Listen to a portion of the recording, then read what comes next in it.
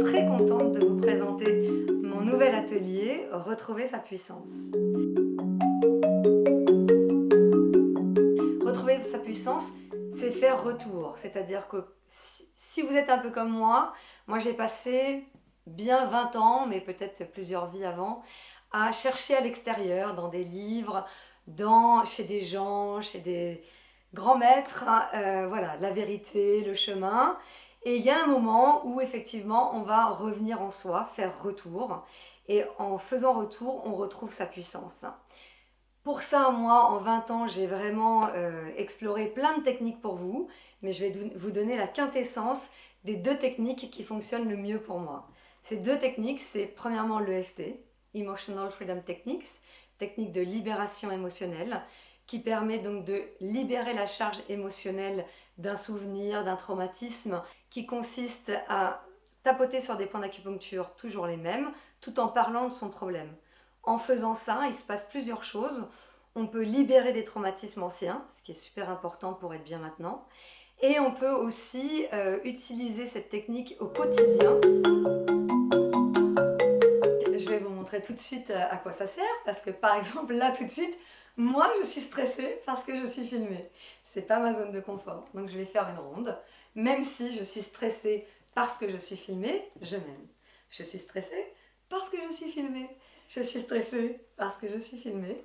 Je suis stressée parce que je suis filmée. J'ai pas l'habitude d'être stressée. J'ai pas l'habitude d'être filmée.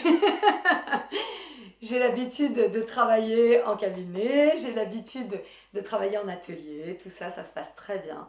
Mais être devant une caméra, c'est pas ma zone de confort. Voilà, ça c'est une première ronde facile qu'on peut faire en EFT. La deuxième ronde que je ferai là, donc je le ferai en 2 rondes, je vous montrerai en 3 rondes plus tard, ce serait je décide d'être détendue. Je décide d'être détendue. Je décide d'être détendue. Je décide d'être détendue. Je décide d'être détendue. Je décide que tout va bien. Je décide d'être détendue. Je décide d'être détendue. Je décide d'être détendue. Voilà, et en 2 rondes, je suis beaucoup plus détendue, c'est clair. Donc l'EFT, c'est vraiment une technique que j'ai rencontrée personnellement en 2008 et qui depuis a énormément changé ma vie. Ça m'a permis de libérer des vieux traumatismes et de transformer mes émotions au quotidien. La deuxième clé que j'aime beaucoup, c'est la méditation. Parce que la méditation nous permet de nous arrêter, de rentrer vraiment en nous, dans cet espace de bien-être, d'être en contact avec notre pilote, notre cœur. Méditer, qu'est-ce que c'est ? Méditer, c'est pas forcément partir au Tibet, rencontrer des moines, brûler de l'encens, avoir une bougie, c'est pas tout ça.